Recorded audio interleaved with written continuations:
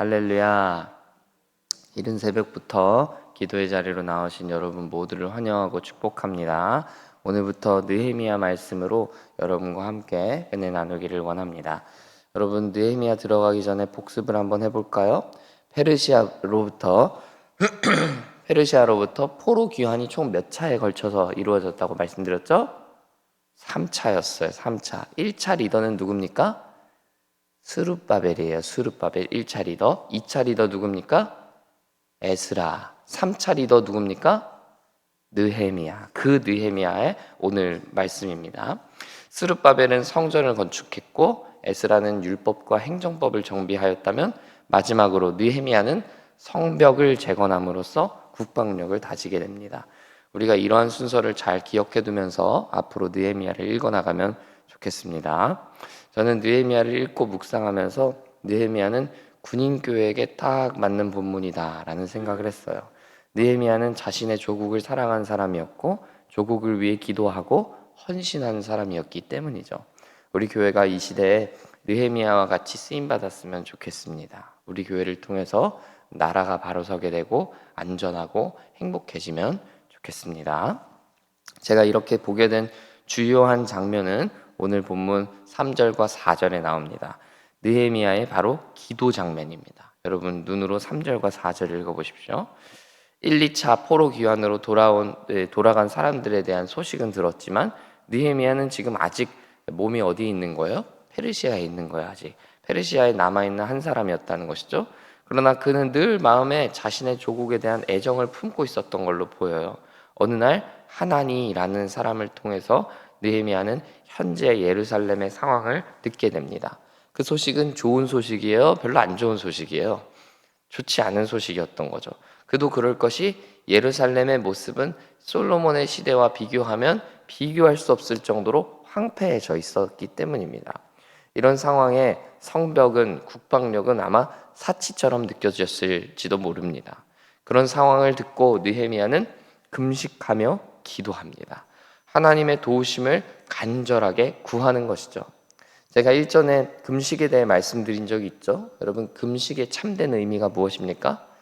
하나님에게 소원 들어달라고 그냥 떼쓰는 게 금식입니까? 아니라고 말씀드렸죠.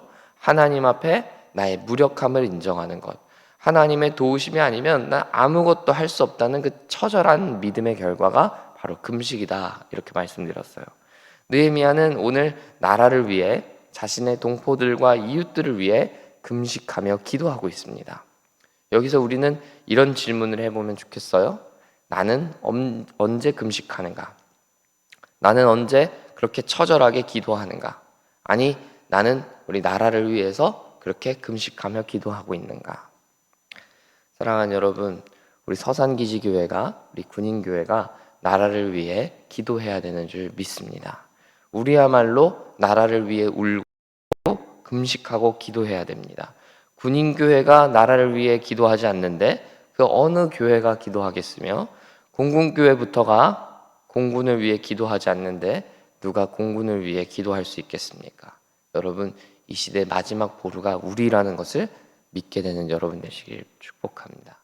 그리고 리더는 이렇게 나라를 위해, 이웃을 위해 기도할 수 있어야 되는 사람이라는 것이죠.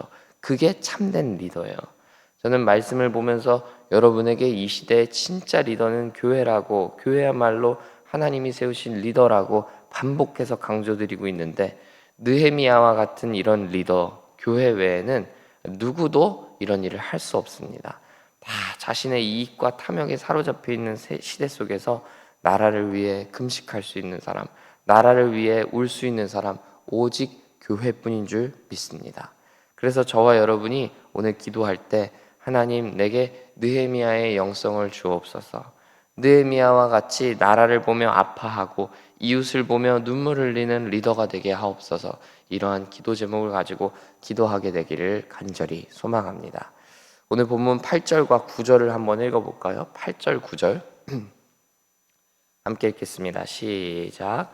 옛적에 주께서 주의 종 모세에게 명령하여 이르시되 만일 너희가 범죄하면 내가 너희를 여러 나라 가운데 흩을 것이요 만일 내게로 돌아와 내 계명을 지켜 행하면 너희 쫓긴 자가 하늘 끝에 있을지라도 내가 거기서부터 그들을 모아 내 이름을 두려고 택한 곳에 돌아오게 하리라 하신 말씀을 이제 청하건대 기억하옵소서. 아멘. 느헤미야의 기도가 계속되고 있는데 느헤미야의 기도의 특징을 살펴보면 좋겠습니다. 느헤미야는 본문 6절과 7절에서 이스라엘의 민족의 그 범죄에 대해서 언급합니다. 나라가 이렇게 망가진 것, 어려워진 것은 첫째, 이스라엘의 범죄 때문입니다. 그는 이 사실을 인정하고 있어요. 이걸 무시해놓고 덮어놓고 이야기하지 않고 우선 하나님 우리가 범죄했습니다. 그래 범죄했기 때문에 이렇게 된 것입니다. 인정하고 있다는 것이죠. 그러나 거기서 그치지 않고 돌아오면 살려주신다 말씀하셨던 하나님의 말씀을 꺼내어서 기도하고 있어요. 8절의 말씀대로 범죄하면 흩으시겠지만 9절의 말씀대로 하나님께로 돌아오면 도우시겠다는 말씀. 하나님 그때 약속하셨던 거 그 약속 기억하시죠? 하나님 기억하셔야 됩니다. 그렇게 말씀드리며 기도하고 있는 것이죠. 여러분, 기도는 무엇입니까? 기도는 인격적인 교제이고 관계이고 대화입니다. 하나님의 앞에 그냥 내가 일방적으로 내가 하고 싶은 말들 쏟아놓는 미신적인 행위가 아니고요. 하나님과 인격적인 교제가 이루어지는 시간이고 관계이고 대화라는 것입니다. 여러분은 어떤 사람하고 대화하기를 원하고 좋아하시나요? 말이 잘 통하는 사람과 말이 잘 안 통하는 사람, 내 마음을 잘 알고 있는 사람, 알아주는 사람, 그리고 나를 잘 모르는 사람. 여러분 어떤 사람과 대화하기를 좋아하십니까? 단연코 말도 잘 통하고 내 마음도 알아주는 사람 아닙니까? 하나님은 어떠실까요? 하나님도 마찬가지가 아니실까요? 하나님의 마음을 잘 아는 사람, 하나님의 말을 잘 알아듣는 사람, 하나님은 그런 사람의 기도를 원하지 않으실까요? 느헤미야가 오늘 바로 그런 사람이었던 것이죠. 진노하시고 심판하셨지만 그 뒤에 누구보다도 이스라엘을 보시며 아파하시는 한 분, 그 하나님. 하나님의 진짜 속뜻은, 하나님의 정말 본심은 무엇인지를 알고 있는 사람. 그 느헤미야는 그 주님의 마음을 알았던 것입니다. 그래서 마치 그가 이렇게 기도하는 것 같아요. 하나님, 저는 하나님의 마음을 압니다. 하나님 얼마나 지금 아파하고 계세요. 그러니 이제는 예루살렘의 은혜를, 회복을 허락해 주세요. 하나님의 약속을 저는 믿습니다. 하나님이 약속하셨던 대로 지키실 줄 믿습니다. 하나님의 능력을 믿습니다. 이렇게 기도하는 것 같아요. 여러분, 우리의 기도는 하나님의 약속에 근거한 기도, 하나님을 신뢰하는 믿음의 기도가 되어야 할 줄 믿습니다. 그저 내가 원하는 것들을 아뢰는 것에서 그치는 기도가 아니라 기도의 저 밑바탕에는 하나님을 향한 믿음, 사랑이 깔려 있어야만 한다는 것입니다. 그러므로 이제 여러분의 기도가 변화되기를 원하는 것은요, 살려달라, 도와달라 기도할 수 있습니다. 그러나 살려달라, 도와달라는 기도를 하나님, 저는 하나님을 믿습니다 라는 기도로 바꿔보시기를 바랍니다. 나를 향한 하나님의 뜻과 계획을 신뢰합니다. 선하신 주님을 믿습니다 라는 기도로 바꿔보시게 되는 여러분 되길 바랍니다. 하나님이 그 기도를 더욱 기뻐하시고 기뻐하실 것입니다. 그리고 그 기도가 여러분을 살리는 기도가 될 것입니다. 사실은 기도야말로 더욱더 능력 있는 기도가 될 것입니다. 살려달라, 도와달라는 기도보단 말이죠. 끝으로 오늘 본문 11절 마지막 구절에서 느헤미야가 왕의 술관원이 되었다라고 말하며 오늘 본문은 끝이 납니다. 하나님의 도우심을 구했던 느헤미야의 기도는 느헤미야의 헌신으로 계속해서 인도되고 있는 거예요. 이제 앞으로 우리가 느헤미야가 어떤 선택을 하는지 보게 될 것인데, 여러분 이 당시에 왕의 관원이면 굉장히 높은 관직 아니겠어요? 그런데 느헤미야는 이 관직을 자신의 욕망을 위해 사용하기보다 도리어 이 관직을 포기하고서라도 나라를 살리기 위해 몸으로 복종하는 모습, 자신의 것을 내려놓고 나라를 위해 헌신하는 모습을 보여주게 됩니다. 느헤미야가 오늘 어떻게 기도했어요? 하나님, 저는 하나님을 믿습니다. 하나님께서 우리를 살려주실 것을 믿고 하나님께서 역사해 주실 것을 믿습니다. 이렇게 기도했어요. 그런데 결국 기도의 사람에게 처하는 삶은 어떤 삶이에요? 헌신이에요.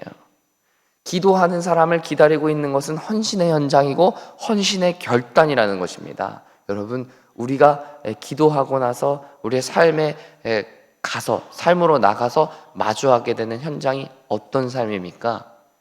여러분의 헌신을 필요로 하는 현장이에요. 여러분의 결단, 그 믿음의 결단을 요구하는 현장이라는 거예요. 우리가 기도하고 삶의 현장으로 나가가지고 꽃밭이 펼쳐지면 여러분 얼마나 좋아요? 그럼 누구든 기도해요. 그런데 우리가 기도하고서도 마주하는 현장은 뭐예요? 꽃밭이에요? 아니더라는 것이죠. 가시밭길 같고 가시밭길 가운데에서도 내가 눈물의 헌신을 결단해야 되는 현장이더라라는 거예요. 여러분, 그 말씀을 여러분 꼭 기억하는 여러분 되기를 소망합니다. 느헤미야가 그렇게 기도했으면 하나님이 기도를 들어주시면 느헤미야는 가만히 있고 하나님이 역사해 주셔야 되죠. 우리가 이상적으로 생각하면 그렇지 않아요? 그런데 느헤미야가 마주하는 현실은 뭐예요? 느헤미야가 왕의 술관원이 되었더라. 그리고 2장에서 펼쳐지는 말씀은 뭡니까? 그 왕의 술관원 되는 그 관직을 통해서 느헤미야가 예루살렘으로 가는 결단을 하더라 라는 말씀이 이제 펼쳐진다는 것이죠. 여러분, 하나님이 여러분에게 축복을 주시고 생명을 주시고 권세를 주신 이유가 무엇입니까? 하나님이 여러분에게 오늘도 평안한 하루를 주신 이유가 무엇입니까? 하나님을 위해, 나라를 위해 헌신하라고 주신 줄 믿습니다. 우리가 이 믿음을 가지고 어떻게 순종할 것인가, 어떻게 살 것인가 고민하게 되고 오늘 하루도 하나님 앞에 충성되게 헌신하는 여러분 되시길 간절히 소망합니다.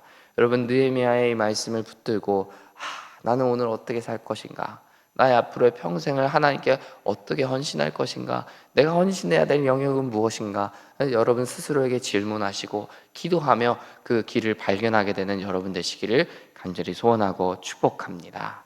함께 기도하겠습니다. 하나님 아버지, 느헤미야가 처해 있던 상황을 생각해 봅니다.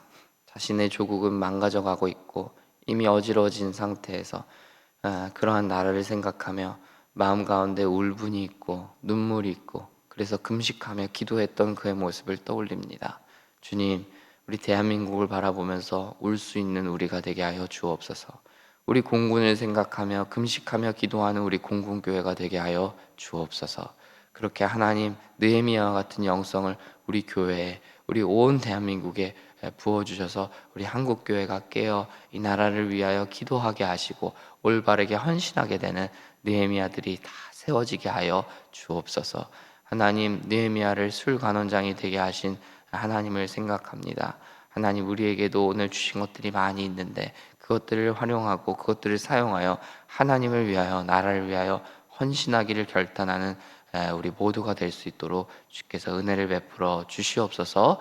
기도하는 자에게 헌신의 기회를 주시는 주님을 바라봅니다. 하나님, 오늘도 이 기도를 마치고 우리의 삶의 현장으로 돌아가서 우리가 무엇을 위해 살아야 되는지, 어떻게 살아야 되는지 고민할 때, 질문할 때 하나님, 우리의 말씀을 통하여 우리에게 말씀하여 주옵소서. 주님 말씀 듣고 순종하게 되는 우리 모두 되기를 간절히 소원하며 예수님 이름으로 기도합니다. 아멘.